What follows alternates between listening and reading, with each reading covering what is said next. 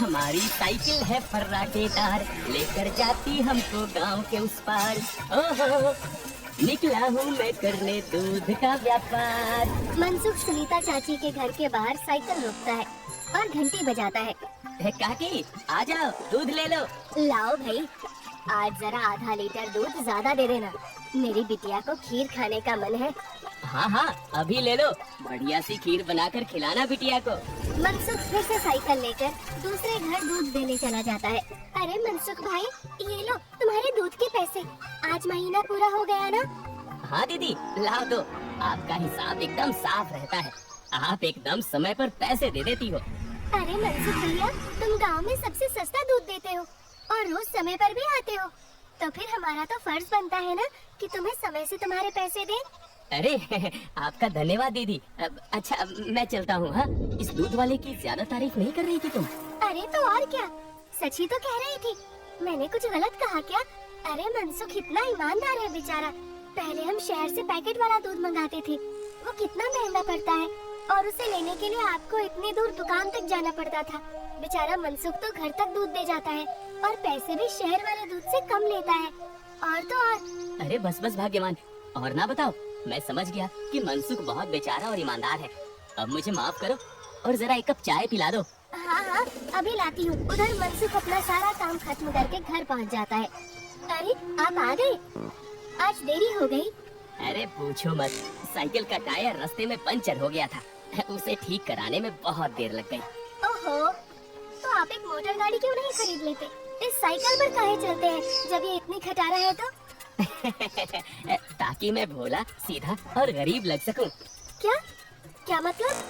अरे अगर मैं मोटर गाड़ी से चलने लगा तो गांव वाले सोचेंगे नहीं कि इस गरीब दूध वाले के पास इतना पैसा आखिर आया कहां से? हाँ? कहां से क्या? दूध बेचकर? और कैसे? मनसुख उठकर खड़ा होता है और सीधा अपने तबेले में जाता है जहां मीना ने जानवरों का ताज़ा दूध निकाल कर रखा था। लेकिन सबको पता है कि सिर्फ दूध बेचकर कोई मोटर गाड़ी खरीदने के लायक नहीं हो जाता है। मनसुख ताज़ा दूध निकाल कर उसमें अरारोट मिलाने लगता है। अरे रुकिए रुकिए, ये दूध तो हमारे इस्तेमाल का है, इसमें अरारोट क्यों मिला रहे हैं? अरे मूर्ख औरत, कितनी बार तुमसे कहा है कि हमारे इस्तेमाल का दूध अलग रखा करो। यहाँ तबेले में मैं सिर्फ बेचने वाला मिलावटी दूध ही रखता हूँ। जी जी, माफ करिएगा, अभी हटा देती हूँ। गाँव वालों की सोच के विपरीत मनसुख राम तो एक बहुत ही लालची और चालाक दूध वाला था। मीना दूध हटाकर ले जाती है और मनसुख हंसता हुआ खुद से कहता है, गांव वालों की नजर में मैं एक बेचारा गरीब दूध वाला हूँ, तो वही रहने दो। मेरा असली चेहरा कभी किसी के सामने नहीं आ पाएगा। और मैं ऐसे ही मिलावटी दूध बेच बेच कर बहुत सारा धन जमा करता रहूंगा। मनसुख की धोखेबाजी की गाड़ी ऐसे ही मजे से चल रही थी। एक दिन उस गाड़ी में सवार होने के लिए कुछ और यात्री भी आ गए। एक दिन मनसुख साइकिल से दूध बेचकर वापस घर जा रहा था और फिर से उसकी साइकिल पंचर हो गई। अरे ये खटारा तो नाक में दम कर रखी है, फिर से इसको बनवाना पड़ेगा। मनसुख छोटू पंचर वाले की दुकान पर जाता है। अरे भैया, फिर से आ गए आप? अरे अब तो आप एक नई साइकिल ले ही लो, आपकी साइकिल का पंचर बनाते बनाते हम थक गए भाई। अरे कहाँ छोटू भाई, घर में दाना पानी चल जाए वही बहुत है, कहाँ नई साइकिल खरीदेंगे हम जैसे गरीब। छोटू साइकिल ठीक करने लगता है और मनसुख वहीं खड़ा रहता है। बगल में एक भजिया वाले की दुकान थी। अरे भैया, इसे ठीक करने में 15-20 मिनट लगेगा, आप कब तक खड़े रहेंगे? जाइए सामने जाकर भजिए वाले की दुकान पर बैठ जाइए ना। अच्छा ठीक है, जब काम हो जाए तो मुझे बुला लेना। मनसुख भजिया वाले के पास जाकर कहता है, लाओ भैया, जरा एक प्लेट भुजिया खिलाओ। हाँ भैया, अभी लो। मनसुख के ठीक सामने दो आदमी बैठे हुए थे। दोनों कुछ विचित्र से दिख रहे थे, जैसे वसूली करने वाले गुंडे हो। मनसुख जरा संभल कर बैठ जाता है। अचानक से उनमें से एक आदमी को जोर से खांसी आने लगती है। अरे कैसी भुजिया बनाई है तूने? नालायक। अरे अरे क्या हुआ भैया जी? अरे जल्दी पानी लाओ। अरे भैया, पानी तो खत्म हो गया है, मैं अभी कुएं से लेकर आता हूँ। तो क्या खो, तब तक मैं खांसता ही रहूंगा।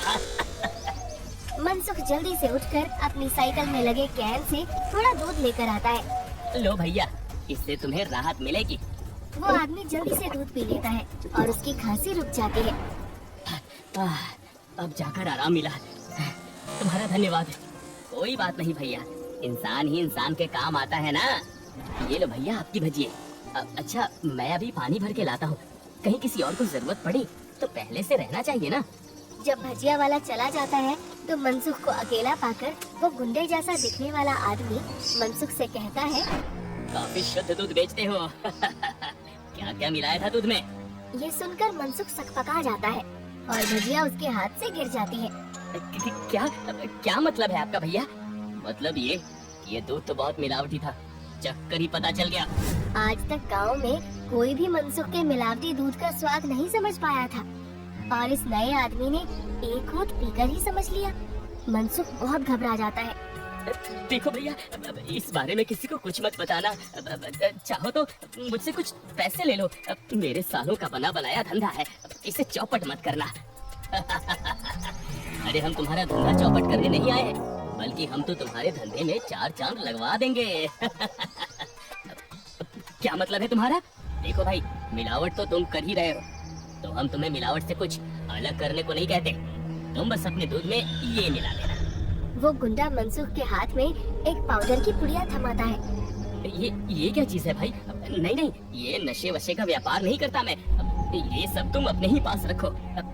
अच्छा, मतलब सिर्फ दूध में अरारोट मिलाने का व्यापार ही करते हो? चलो ठीक है, कोई बात नहीं। हमने सोचा था तुम भी 4 पैसे ज्यादा कमा लो, मगर ये तो अपना अपना भाग्य है। क्या? अरे मैं तो मजाक कर रहा था। मैं तैयार हूँ भाई।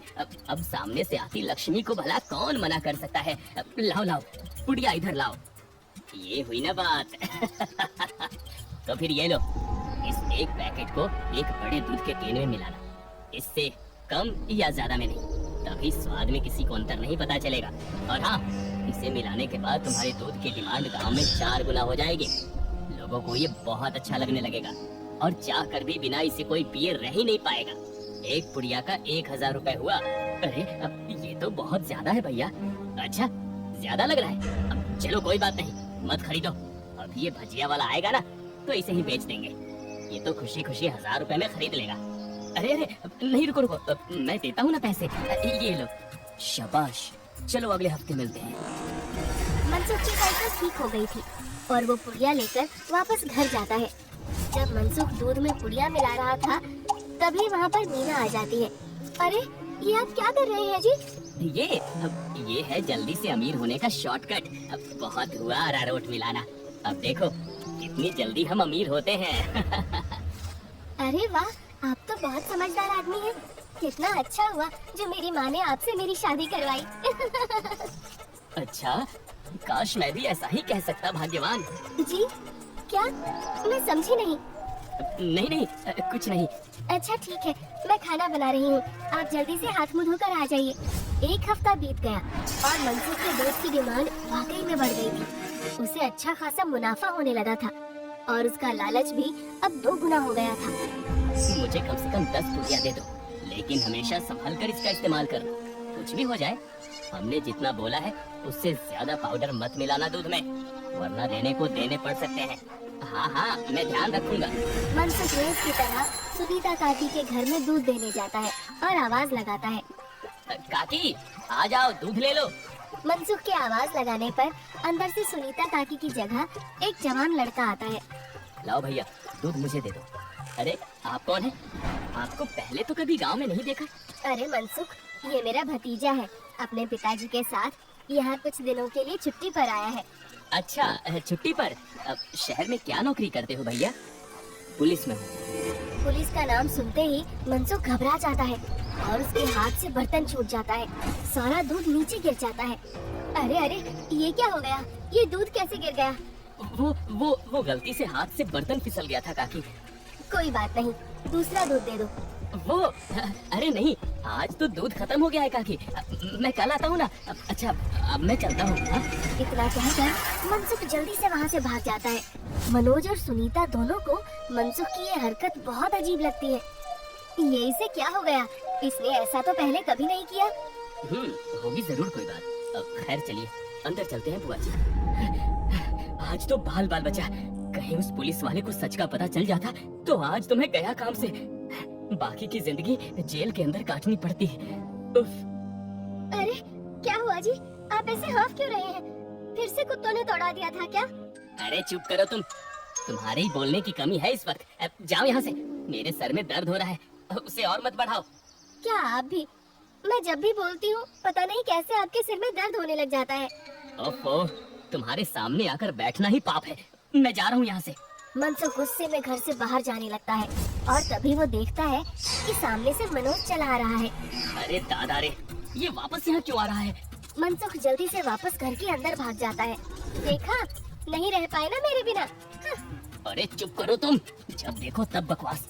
क्या मैं अंदर आ सकता हूँ? जी आप यहाँ आइए आइए।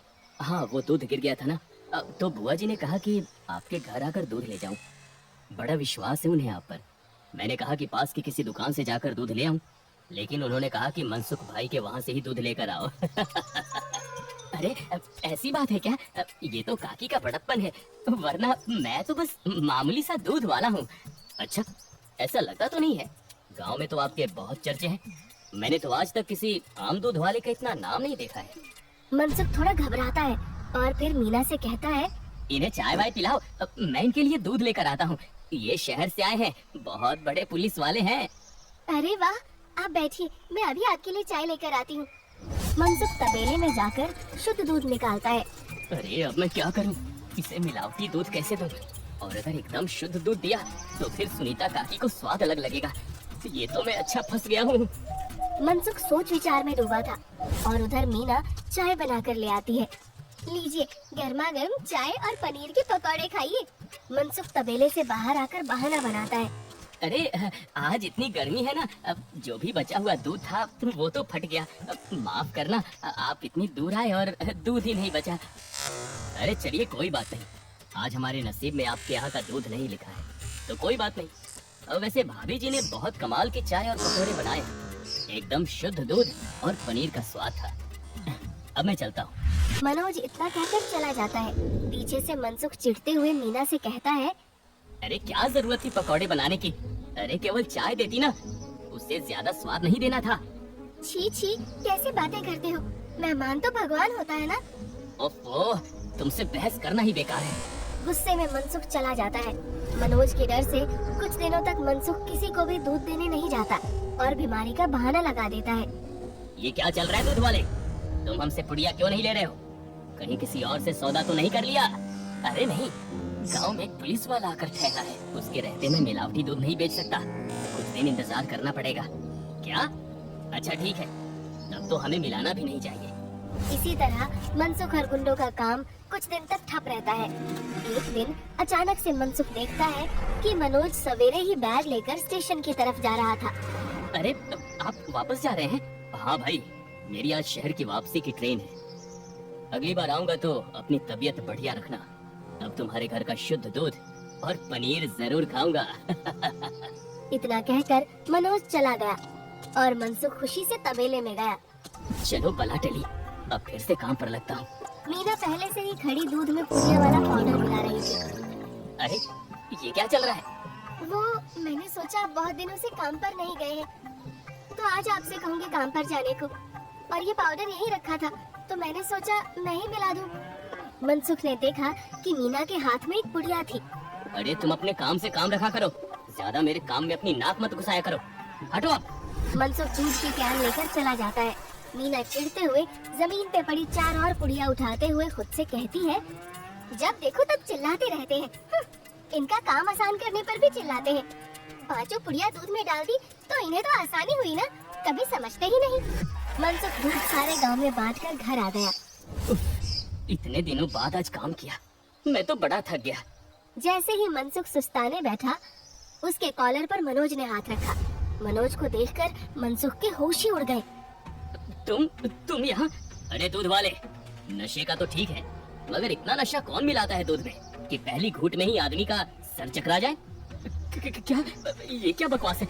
मैं नहीं जानता ये सब तुम क्या कह रहे हो। अब और तुम्हारी तो ट्रेन थी ना? जी हाँ, मगर मेरी ट्रेन कैंसिल हो गई है और आपकी ट्रेन का समय हो गया है। चलिए, अब आपकी ट्रेन सीधा हवालात में जाकर रुकेगी और रास्ते में आपके साथियों को भी सवार कर लेंगे। मतलब मैं जैसे ही घर वापस गया, बुआ जी ने मुझे 1 गिलास दूध दिया। दूध पीते ही पता चला कि उसमें कितना नशा था, और मेरे जाते ही तुम्हारी तबीयत एकदम ठीक हो गई। बस मैं समझ गया कि क्या हेरा फेरी कर रहे हो तुम। नहीं नहीं, कोई हेरा फेरी नहीं है, मैंने कुछ नहीं किया। जरूर किसी ने मुझे फंसाया होगा। शहर से मैंने अपनी टीम बुला ली है, बाकी की तहकीकात तो वो लोग करेंगे। फिलहाल तुम चलो मेरे साथ थाने, बाकी के सवाल जवाब वहीं होंगे।